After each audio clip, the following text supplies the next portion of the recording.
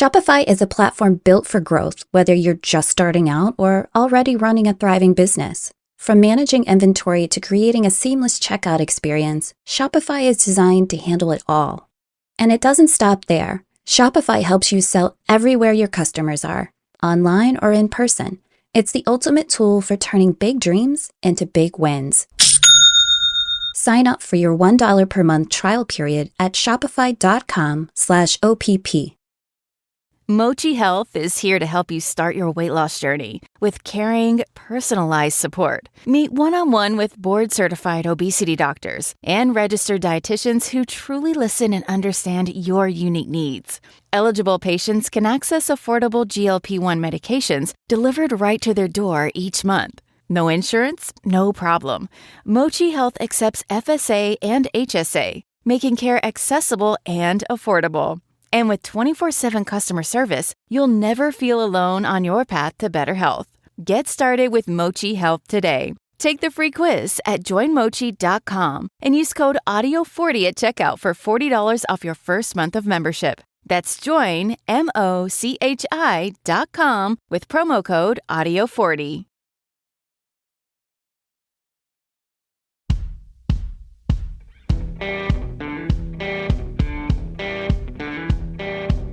I'm Brett. And I'm Alice. And we are the Prosecutors.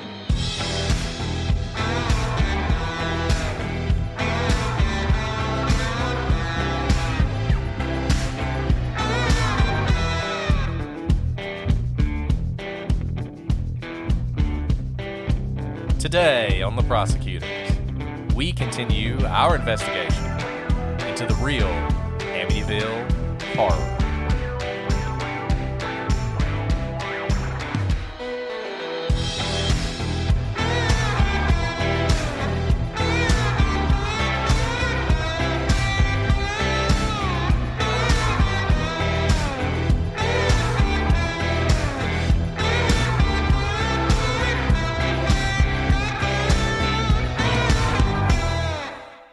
Hello, everybody, and welcome to this episode of The Prosecutors. I'm Brett, and I'm joined, as always, with my haunting co-host, Alice. Thank you, Brett. That was so thematic. I know, wasn't it? So thematic. With the theme. I love it. I love it. You know, this is really good because I've been trying to think of what to do for Halloween in this age of COVID. Like, I don't want to be caught off guard and not have a costume for, matching costume for my family. But if no one's going to come by or we're not going to go anywhere, what's the point, If you have matching costumes and no one sees you, did you really have a costume? That's a really good point. 2020 kind of sucks. I mean, I'm still recording from this hotel room. Dedication to the podcast notwithstanding, there's a hurricane going on right now to add to everything else. The West Coast is on fire. I don't know. I had a dream last night that the world ended. So is it a dream? I don't know. The sun just stopped burning, which seems like something that could happen this year. I mean, Brett, this is insane. This is insane. You are okay. Let's just set the scene for everybody. Earlier today, I had to drive you through a hurricane, quite literally a hurricane, to your hotel room where you are sheltering in place with your sweet family who has been displaced from your home, which has a hole through it. I think it's getting fixed. And then I had to, drive home in the hurricane, and now we're all hunkered down because there is a hurricane sitting on top of us right now. Yeah. And my wife and my wonderful child are in the other room. So if you hear crying at some point, I'm not torturing any babies. That's what I live with these days. In fact, I think I just heard there her. She is. I was going to say, there she is. It's almost on cue. She is good. She knows her stage cues. It's a family podcast. And this is a positive update. So recently, my husband and I had an anniversary. And do you know what he got me for our anniversary? This is a very This sweet is my present. kind of man. No, he did not get me a blender. That's like straight out of Father of the Bride, the movie. He got me podcast gear, like podcast equipment. I mean, how sweet is that? So, naturally, at my anniversary dinner, I texted Brett and said, my husband got you, Brett, an anniversary present. I was so thankful, too. Like, I didn't expect anything. It was really kind. So thank you, husband. It was very sweet of him. And you know how he said how he found out what I needed? I really am recording in my closet. He peeked in like underneath the door while I was recording one time to check out what gear I was missing. Which is super creepy, by the way, but you know. I think it's sweet. You know, Alice, your whole family is contributing to this podcast. Your brother bought a microphone. Now your husband's buying other gear. I mean, this is great. I mean, they are our biggest patrons. They're really paying for our hobby. Which brings us Speaking of patrons. We didn't plan that. We're just that we good. Didn't, but that's a great transition. So we finally got a Patreon page. We've always said we're not going to ask you for money. We're not asking you for money, but a lot of you had asked if you could support the show, and we kept saying no, and people kept asking. So finally, we just decided, hey, let's just do this thing and see what happens. And we've actually had a lot more people who want to. And in the Patreon page, it says you will get nothing for supporting our show, and yet people are supporting the show. So now we've got to come up with things to do because I feel bad. Well, the first time, so I'm just not, savvy in the podcast world, so I'd never heard of Patreon. And when Brett explained what Patreon was to me, I literally said to him, who the heck would do that? Who would give us money? And you guys just came out of the woodwork within like the hour. You guys are just so much better people than Alice. I don't know what else to say. Now I feel bad. But yeah, I think a couple things we're going to do. Number one, if you're a patron and you want to hear an episode, you're going to the top of the list. So those of you who've been sending us suggestions, we are not above bribes. So feel free to bribe us. And then we're also going to start doing some Patreon-only Get Vocals, so we can talk about some cases with you folks and really kind of go in depth. So if you want to be a part of that, join up. We don't have any tiers or anything. So literally, you can be a $1 patron and take part in all that stuff too. So we love you just as much. We do. And you know what? If you're leaving reviews, that's just as good. Don't feel like you have to spend any money on us. And thank you guys for all the reviews you have been leaving. A lot of those reviews talk about how you like this podcast because we don't spend like 10 minutes at the beginning of the show talking about random things. So sorry about that today because we've kind of done that. But we'll go ahead and move on into the show. Today we're finishing up our discussion of the Amityville horror. Hope you guys have been enjoying it so far, and I hope you've learned some things you didn't know before about this most famous of American hauntings. We're going to finish up talking about the case, talking about the murders that came before the hauntings, and then we're going to talk briefly about the haunting itself. So you're going to hear some theories on what we think happened in the house during the murders, and then you'll hear some theories about what we think happened as far as the haunting itself. So let's dive right back in. As we left you last time, we were talking about whether or not there are two gunmen in this case, and that's something that's going to be coming up again and again and again. One thing, when we get into the theories, we're going to talk about whether or not Dawn, the oldest sister in the family, was involved in the murders. And one thing we wanted to start off with today is something about a report made by an anonymous DEA agent. Now, we don't know exactly who this guy is. We don't know if he's legit at all. But we do know there was a lot of drug activity going on in this house. So it would not be surprising if DEA was involved in some way or another. A respected reporter who was working on this case was contacted by a DEA agent who claimed that he was actually conducting surveillance on the house the night of the murders, and he witnessed someone matching Dawn's description, leaving the house that night with a hooded jacket, wearing black gloves, and carrying a rifle. And the agent claimed that he watched Dawn walk around back to the water and throw the rifle into the bay, and the police would later find the weapon in that location. Now, why this is particularly interesting, you may recall one of the stories that Butch DeFeo told when he described how he murdered his family was that he was in the midst of this heroin stupor, and a faceless woman, hooded and cloaked in black, with black hands, came out and gave him the rifle that he would use in the murder.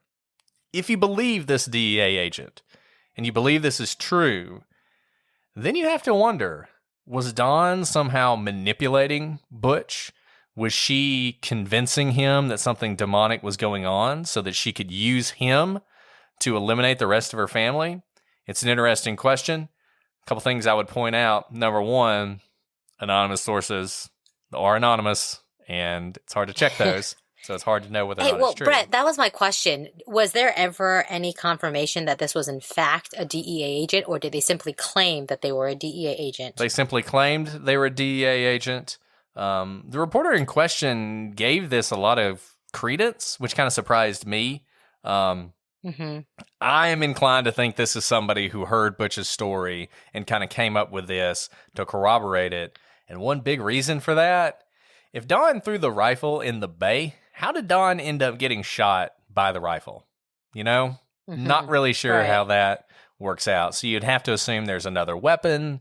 And, you know, kind of going back to Occam's razor, I don't love Occam's razor. I think people lean on it too much. You'll cut yourself if you do that. But you got to wonder how many people and guns and everything else are we going to add to this case. You also have to believe that this DEA agent is sitting outside the house surveilling it and somehow misses all these gunshots, because he doesn't mention that either. And here's very questionable to me. DEA, if they are in fact surveilling this house, it means they have an open investigation on it, and they can make this sort of report within their own open investigation. Why would they contact a reporter who's not even law enforcement to report something that would be privileged, private, investigatory information? It just doesn't make any sense, because you would think that this investigation would be ongoing, or they would pass it along to their fellow law enforcement officers who are looking into this case. So it just doesn't, it's just strange. And you got to think, Butch is a small-time dealer at best. It's not like he's some sort of kingpin. There's no reason they would hide it. I think you're exactly right. If they were surveilling the location, they would make that report. Right. And the DEA, meaning like a federal agent, would just have more resources than a local reporter who's working on this. Yeah, so as intriguing as that story is, and as sort of evocative as it is, and as much as it sort of fits with the spooky lore of this case, I think we can probably go ahead and disregard that report. Yeah. As sexy as it sounds, it just, none of it rings true to me. And it also just doesn't make sense if this DEA agent actually wanted this case solved, because this sounds like it would be an important piece of information that DEA could use or DEA could pass on to law enforcement. With that, and Brett, you said the police later found the weapon in the location that this supposed anonymous agent reported on. Is that true, that at first there was the tip, and then was the tip what made the police go look in that particular location in the bay? No. That would be better for this story. And well, there you go. And that's why I further question this anonymous tip. And it's a good point, because the reason they looked there is because that's where Butch told them that he threw the gun. So it doesn't really make sense for Dawn to have been the one who dumped the gun, and then Butch knows where it is. It doesn't really work. Wanted to talk about it because it's kind of cool and it fits with what Butch said in one of his crazier stories, but doesn't actually work very well as a legitimate story. I think what we've just done is what a lot of people say that we do, Brett. We are the cold water prosecutors. We pour cold water onto really sexy theories. Yep. Unless it's an owl. We're going to Unless it's an owl. But you bring us an owl theory and we're all about it. So now kind of moving to those prosecutor angles. Motive. Now, we've said time and time again that you don't need a motive to win a case. But this is just such an insane story. When a son is convicted of killing his entire family, I think you need a motive. You really need to tell a story. So what was the motive here? He didn't just kill his parents. He killed his parents, and all of his siblings, young siblings as well. During his early conversations with the police, DeFeo asked what he needed to do to collect the $200,000 in life insurance, a life insurance policy that his father had taken out. And so the prosecution pointed to that as a possible motive at trial. And I just want to remind everybody, this is the 70s, so $200,000 is a lot of money. If I remember correctly, the house on the water with the boat dock and the multiple bedrooms was only like $80,000. So a $200,000 life insurance policy, when this case went down, that's a hefty motive. Definitely. No, that's a lot of money. And also like poor judgment to ask about how to collect it, while you're talking to the police. And also, why would the police know how to collect insurance policies? Yeah, not smart on Butch's part. I don't know if he was still... I mean, here's the thing. Probably what was actually happening is he was going through some withdrawals and he needed another hit of the heroin, and that was the heroin talking. And the heroine's like, we need some money right now so we can go buy some heroin. And he does this really stupid thing that nobody in their right mind would do. I think that's more likely. So now, of course, insurance fraud, life insurance policies, this is just not as sexy as devil worship, but it's more believable, particularly given what we talked about, DeFeo's drug habit. And you guys may be thinking, okay, when you're high on drugs, maybe you can do a lot of crazy things, but really to fund his drug habit, he would kill his entire family. That's just not believable. But unfortunately, I think Brett and I have seen a lot of cases where that is the case. And I think, Brett, you actually have a case in mind, right? Yeah, I had a death penalty case, and I've mentioned it sort of in passing before, but you had a situation where family, 2 kids. The son was like 19, 20. He had a daughter who was 21, 22. She was a nurse. The son was actually sort of in and out of college. You got this family. There's no indications of abuse. There's no indications of any kind of sexual abuse or anything like that. Any of the things that you might point to for sort of, I hate to say legitimate, but the kind of factor that you would see and why you might kill your parents. The father was like a deacon in the church. I mean, by all accounts, this is like an upstanding family, but the son had become involved in drug use. In particular, he was on heroin. And he had regularly sort of been stealing from the family to pay for his drug use. And the father was trying to figure out a way to get him into rehab. And they had sort of an intervention type thing where they're like, we're worried about you. If you keep doing this, you're going to die, and all this other stuff. Well, shortly after that, he got a gun. I mean, it's almost just like this. Shot both of the parents in their beds, and then threw their bodies down the stairs into the basement, I guess to try and conceal the crime for a little bit longer. Stole a bunch of other stuff, went and pawned it all for a couple $1,000s, and then went and bought a bunch of drugs and basically just went on a bender and used a couple $1,000s worth of drugs over the course of that weekend. It's surprising, frankly, that he didn't overdose and kill himself. And when the police found him, I mean, he was stereotypical high in a basement somewhere with a needle still in his arm, high on heroin. And it was, it was an open and shut case, frankly. And he was convicted and he was sentenced to death. He's still on death row at this time, but it was just one of those examples, kind of an eye-opening example, because all of that for just a couple $1,000s, right? I know. Not even to get rich, just to get his next high. And in the abstract, it's hard for me to believe that someone would do that. You know what I mean? It's just hard to believe that somebody would do that. But I mean, this guy did it, and I saw it firsthand. And so when I see cases like this, you often hear people question, would they really do that? There must be more to it. There must be something else going on here. And I think that's one reason sort of the conspiracies and the devil worship and all that stuff is so attractive to folks. And in this case, you do have, I think, the added element of a violent family and a violent person, and then you put the drugs on top of that, and you have a recipe for a disaster. Absolutely. I mean, what do you think about the life insurance? Do you think he had planned it to get the life insurance, or maybe was it more like your case where he wanted the money, his dad said no, he got mad, and killed them, and almost as an afterthought. It's like, oh yeah, I can get some money out of this. Yeah, I think that's what happened. I mean, not to jump ahead to sort of our final conclusions on this, but I essentially think that his father was abusive. I think the relationship between him and his father was deteriorating more and more. There's the incident with the pool cue or the broomstick or whatever it was, and I think he kind of snapped, and I think he decided, I'm gonna kill this SOB, and I think the money was in the back of his mind. I think he knew if he just killed his father, number one, he's more likely to be caught. Number two, he's going to have to split that money, and I think that's one of the reasons he probably killed his whole family. Oof. Yeah, I don't disagree with you, but obviously the question is how, with someone who is so high and so under the influence, to be able to carry out this mass murder with no one hearing. And maybe that's where the angry Indian chief comes in, you know? Like, you know. Let's talk about it. Talk about the we went there. Indian chief. We talked about this last time. Can I point out that we've really evolved in our sophistication? No longer is our first theory just aliens now. It's right. That's right. There you go. Look at us. We are. Look at us evolving and growing. Becoming more sophisticated in our storytelling.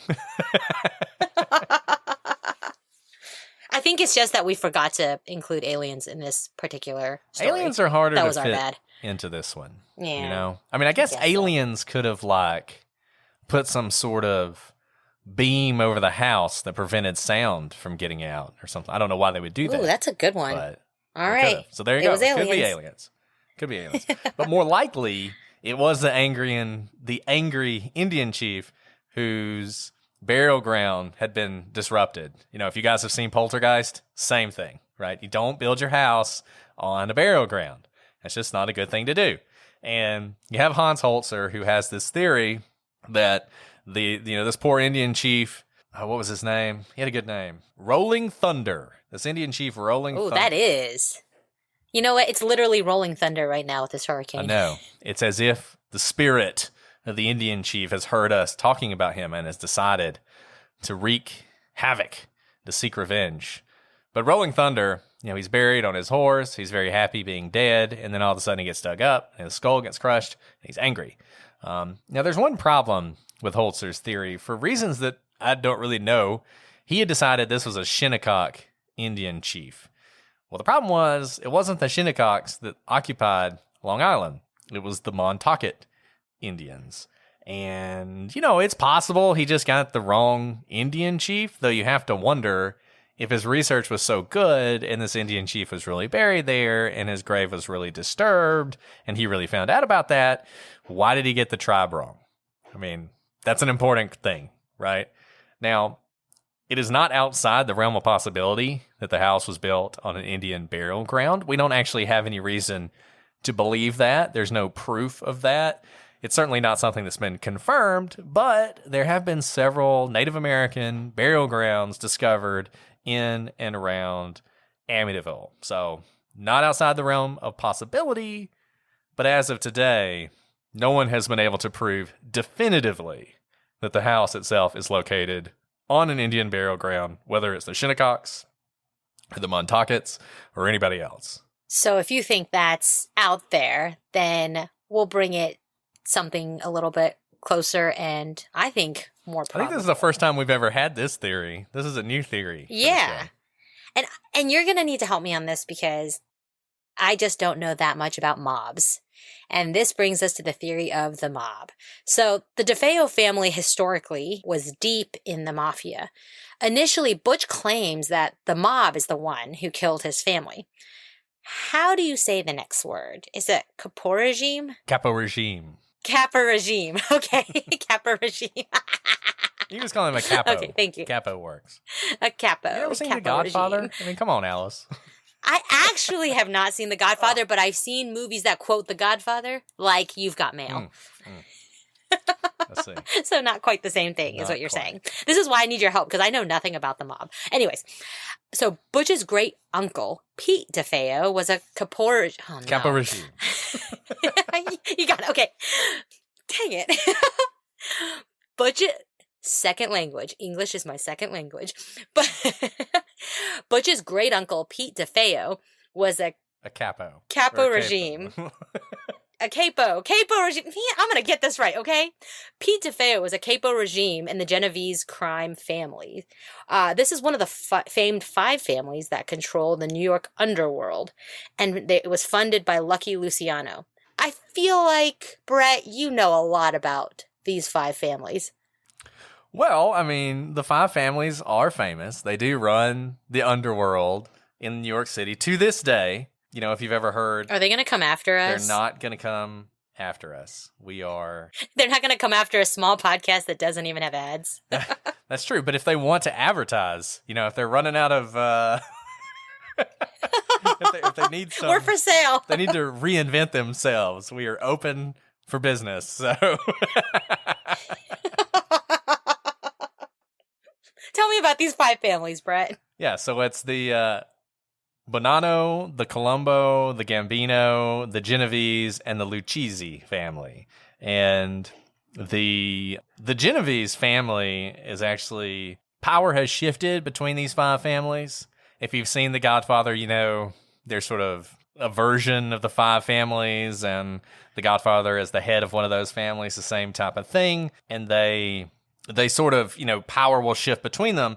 The Genovese crime family, of which the DeFeo family was the family, like the actual family, was actually one of the more powerful of these families, and sort of ran things for quite some time. And one of the reasons it's such a powerful family is it's famous in the underworld for not turning state's evidence, right? So this whole code of silence, what's the word? There's a term for it. Omerta? Is it omerta? Is that what it is? Anyways, so there's a code of silence. They stick to it. They don't turn state's evidence. And so they've actually been able to be much more sort of powerful throughout the years than some of the other ones where people have turned on each other and they've become informants and all that kind of stuff. So this was a really powerful group of people, particularly in the 70s. I mean, this was a time when the Genovese crime family is really running things in New York. And if you may recall, in the 70s and 80s, New York City was not the Disneyland that it is now. It was kind of a rough and tumble place.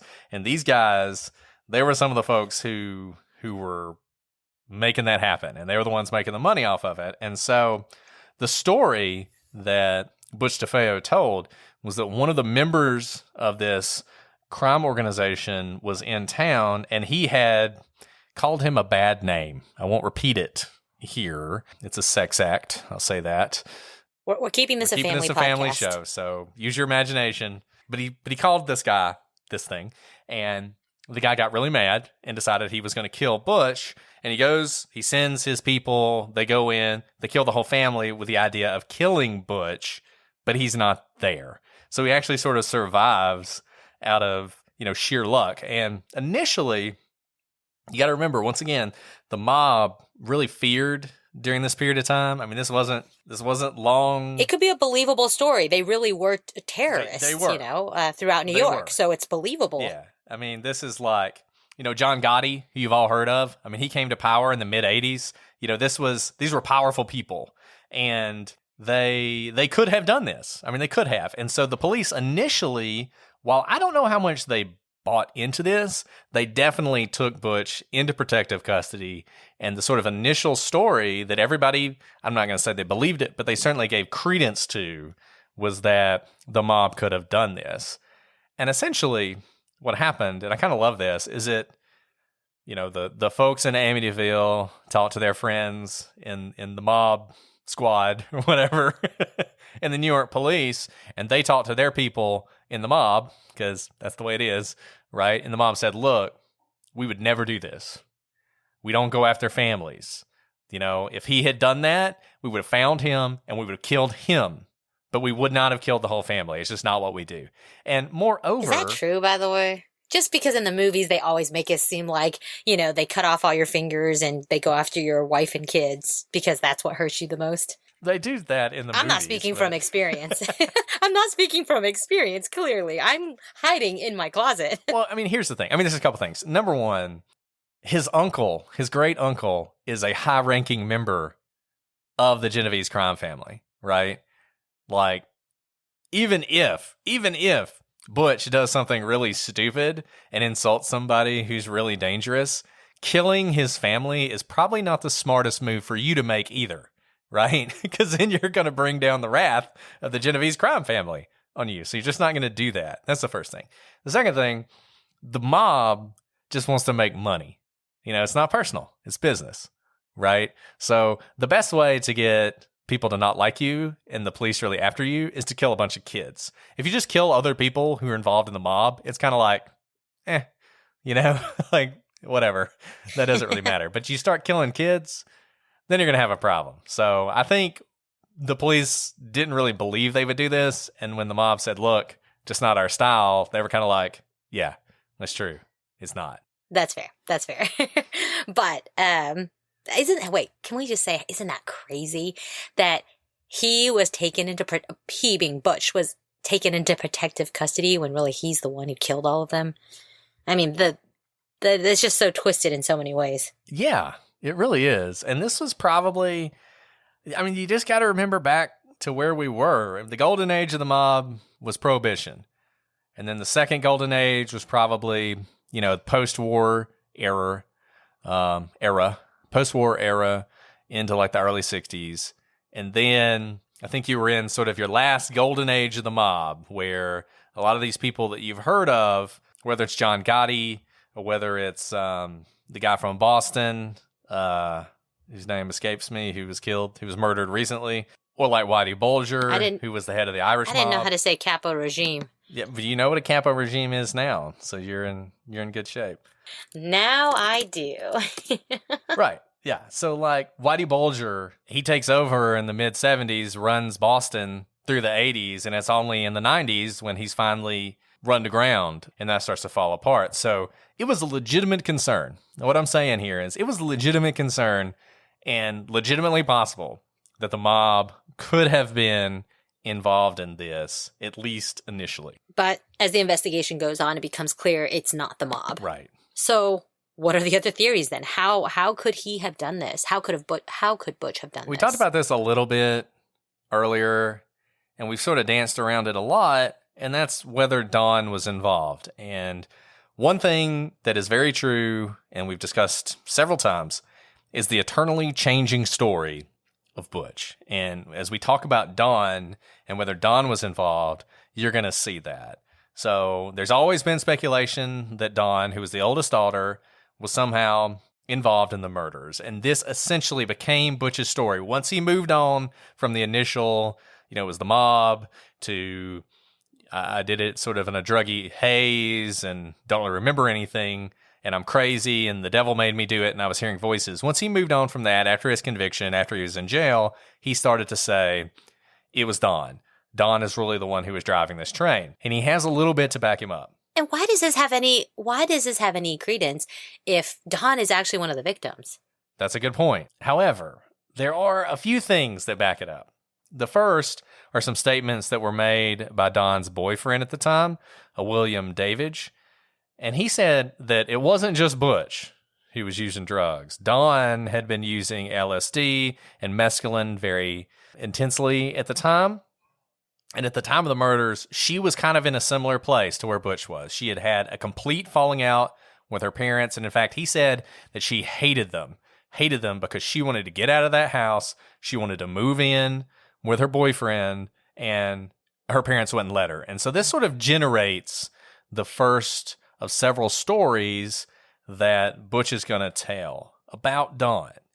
And the first one, back in sort of around 1984, he comes up with a story that he and his brother-in-law, Richard Raimondo, they came to the house and they discover that Don has killed everyone in the family except his mother. And his mother had killed her. So his mother kills Don in sort of a rage for what she's done. His mother then tries to kill herself, but she fails. And that's the first shot. And at that point, in an act of mercy, Butch actually takes the gun and shoots her. And that was the only person he killed was his mother, and it really was an act of mercy. Now, the problem with this is he concocted this with a woman who may or may not have been his wife. That's been eternally controversial about their exact relationship. Richard Raimondo does not exist, so he's not even real. So this story falls apart pretty quickly.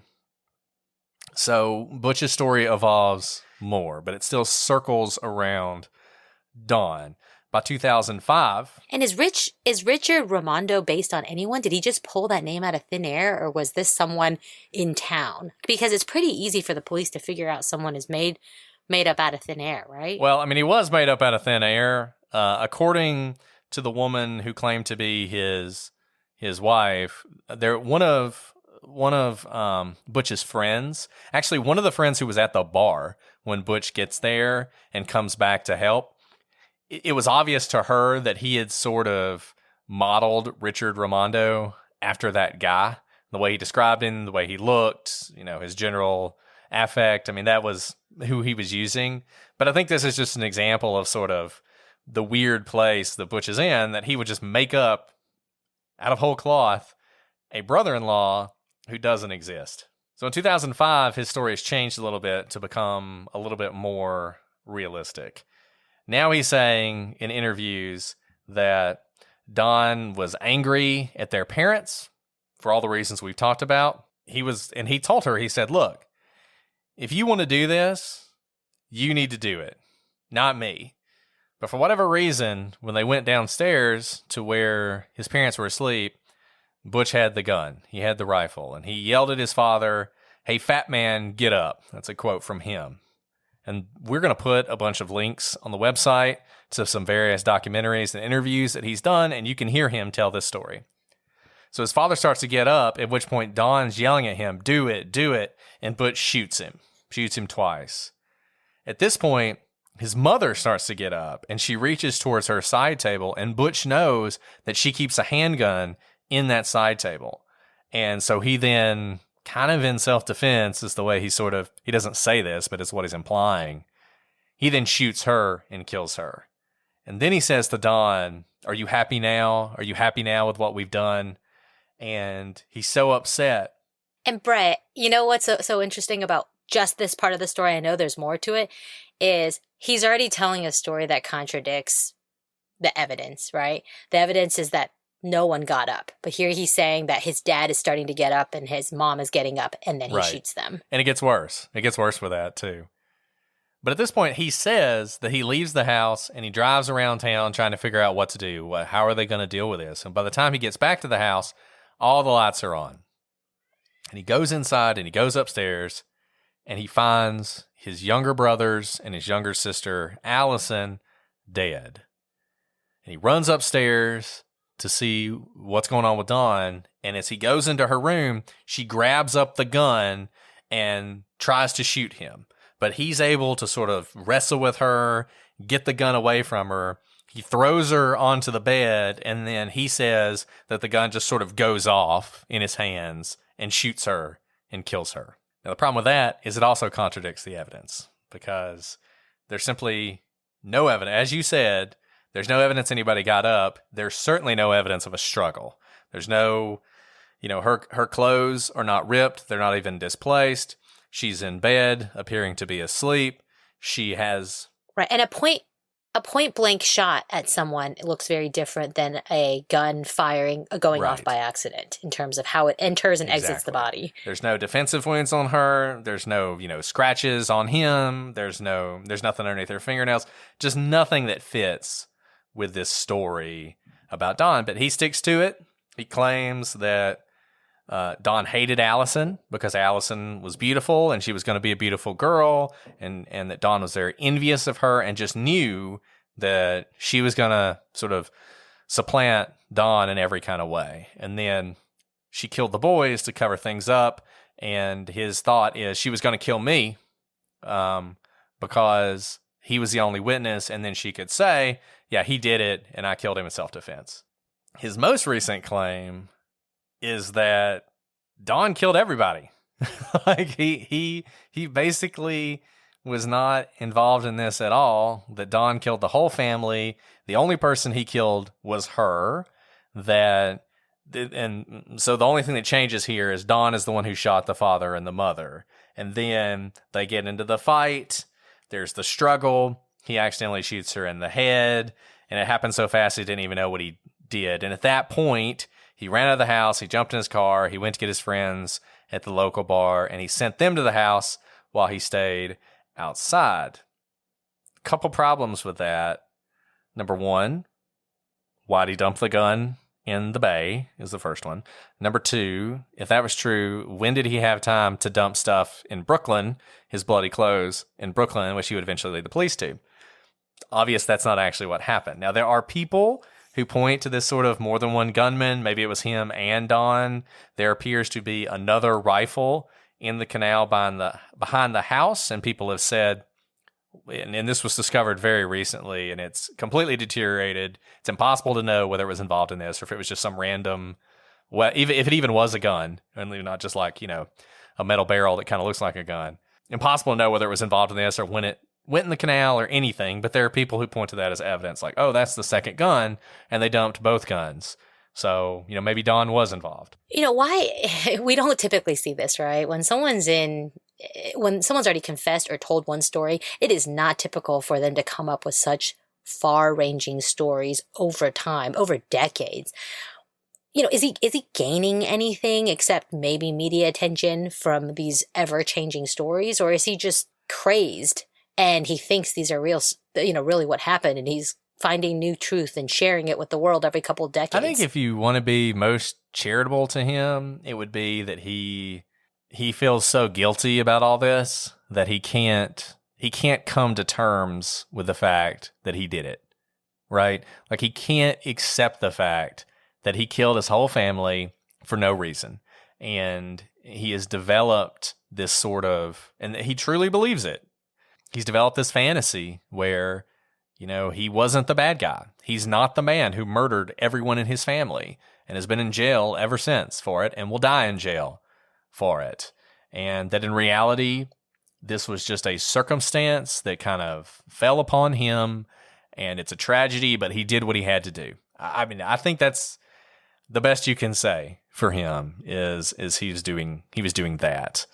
And like I said, he points to the boyfriend and what the boyfriend says about Don's drug use. It's probably true, and he probably knows it's true. So he knows that has the ring of truth to it. He knows that there was unburnt gunpowder on Don, which often is a sign of a shooter.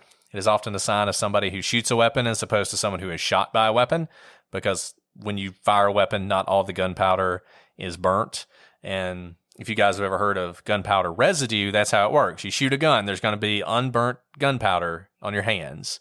And that's one way to know whether somebody shot a gun fairly recently. She had some of this unburnt gunpowder on her, but it was on her clothes. And the reason it was on her clothes is because although most of the gunpowder that's coming out of the barrel is burnt, if you are close enough to someone when you shoot them, there will be unburnt gunpowder on them as well. So that's what happened here. He was pretty close when he shot her.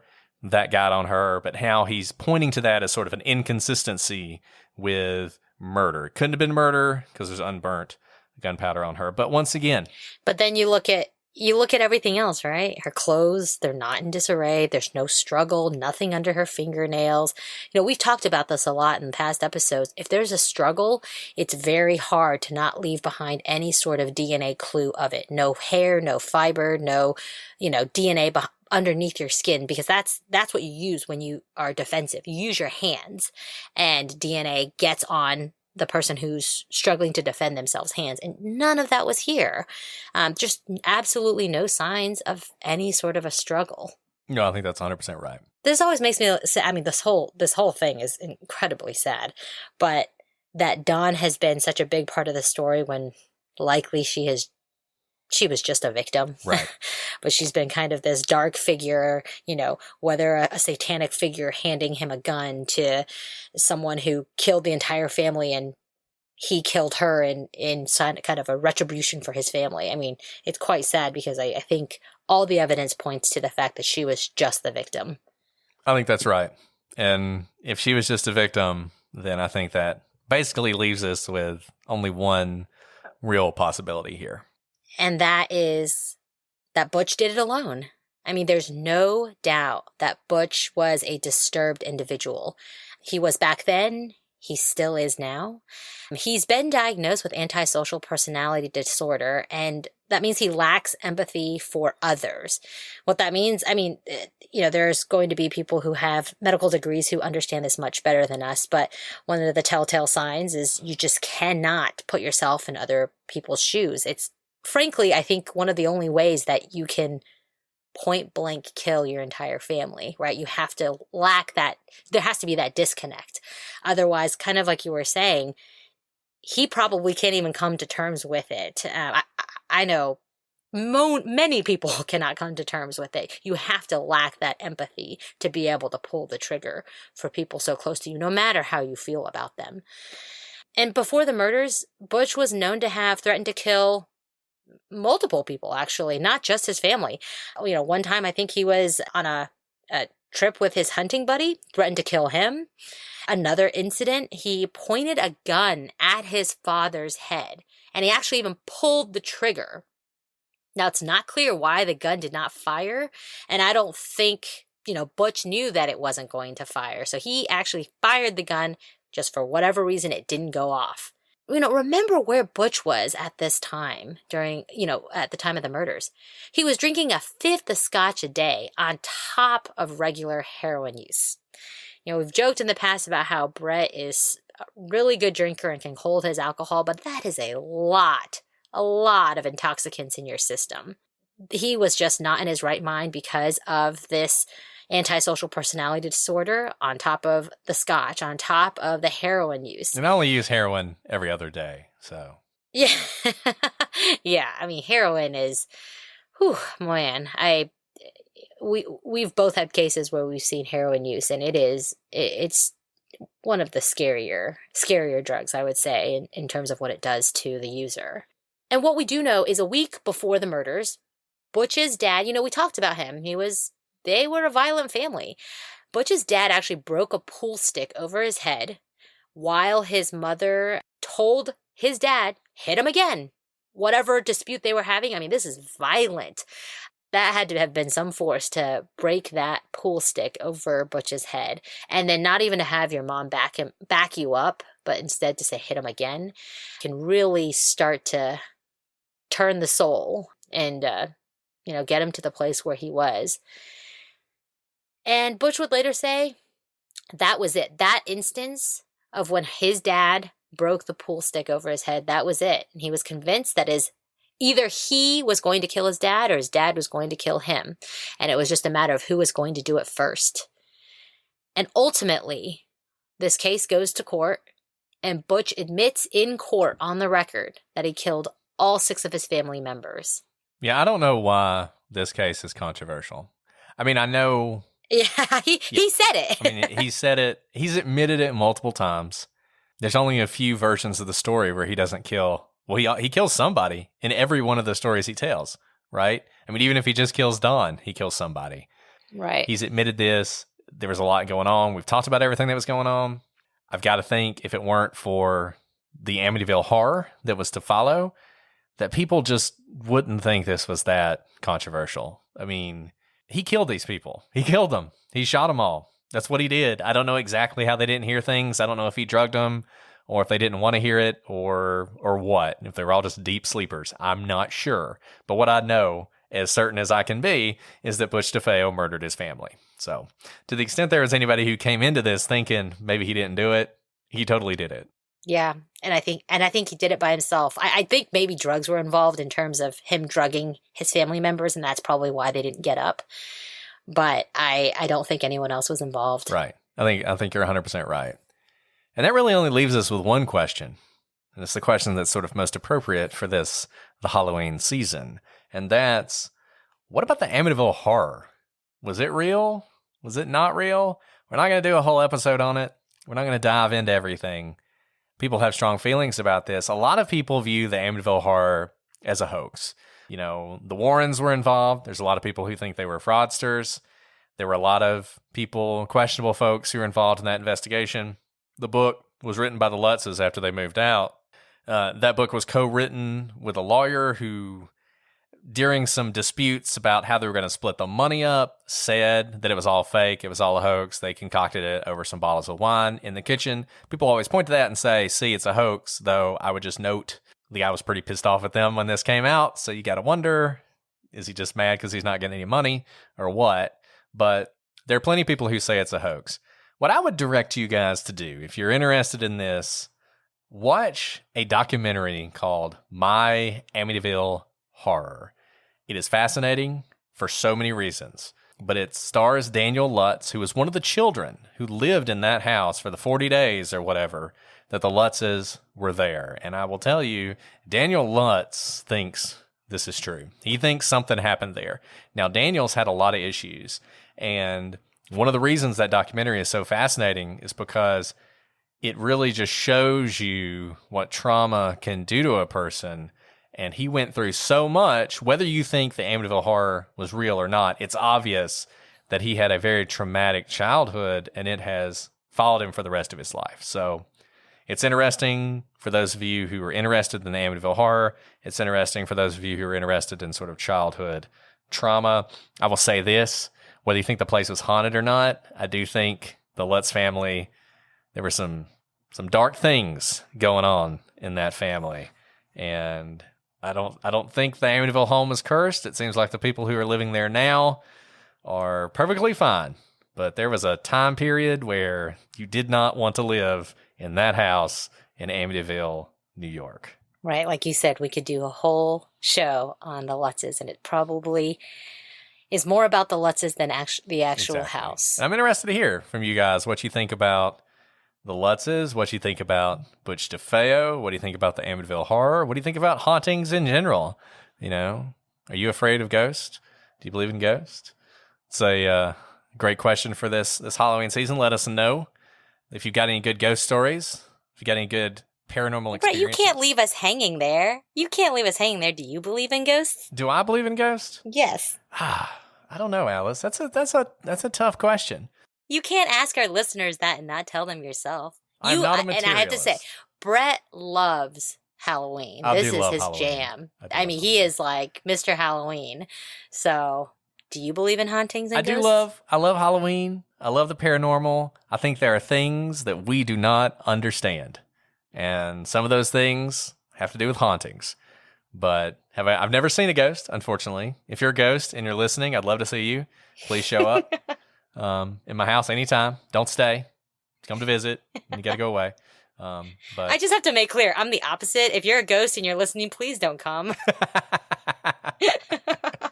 So just make clear, only Brett wants to see you. And I'll just say, if you're a ghost and you're into electronic voice phenomenon, go ahead and talk on our podcast right now. Brett. Okay, I'll listen to that later and see whether or not the ghost spoke to us. And if they did, I will highlight it for you guys afterwards. But anyway, we want to hear your stories. We want to hear your thoughts, criticisms, comments about this case or any of the others that we've looked at. prosecutorspod@gmail.com. Prosecutorspod on Facebook, Twitter, and Instagram. Prosecutorspodcast.com is our website, and you can find us basically anywhere people hang out on the internet. Reddit, YouTube, now on Patreon. But yeah, let us know what you're thinking. Keep sending us those great suggestions. We love them. We're looking into all kinds of new cases, putting stuff together for you guys coming up. Well, Alice, do you have any other comments on the Amityville Horror or your own personal ghost stories? No personal ghost stories, except if you love Halloween, I'm the opposite. I'm a big baby, and all of these things make my skin crawl.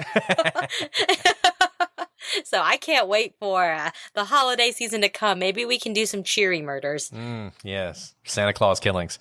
Well, I hope the rest of all the listeners out there, your skin is crawling as well, because that's what we're going for. And that's the end of our discussion of the Amityville Horror. We'll be back next week with a new spooky case to fit this spooky season. But until then, I'm Brett. And I'm Alice. We are the Prosecutors.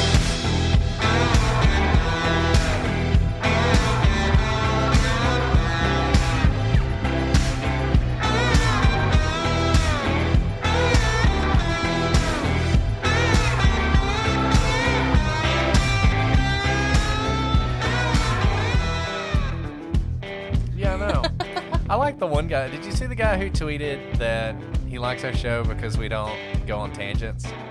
I was like... And then someone else was like, it's all tangents. Yeah, I know. I was like, thank you. But also, I disagree that we go on tangents. If someone doesn't understand... Oh, there you go. If you think it's a tangent, that just means you you're not don't get smart it. enough to listen. not smart enough, but you don't get what we're trying to get at.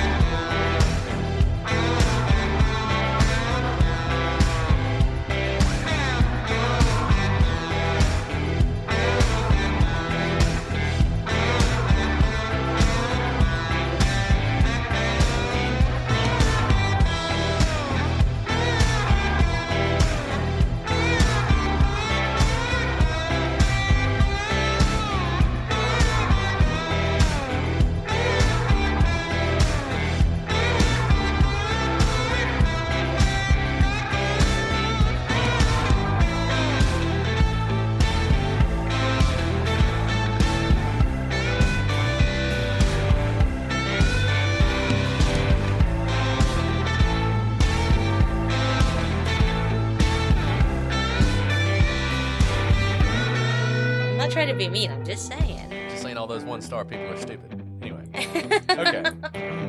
All right. You ready Just to do 3 this and thing? under. Just 3 and under. I'm so ready. Let's go. Let's talk about how you're living in a hotel. Yes. And we're living in a hurricane right now. It's 2020, man. 2020. Rough. It is certainly rough.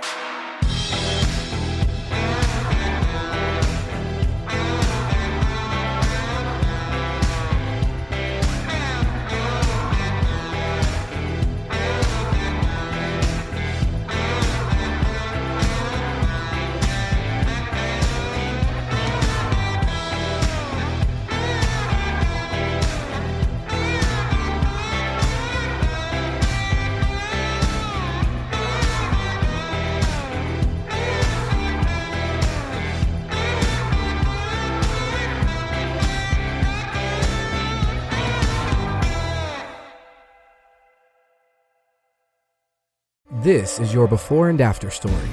Instead of imagining a rewarding career in medical imaging, Southeastern College can actually take you there.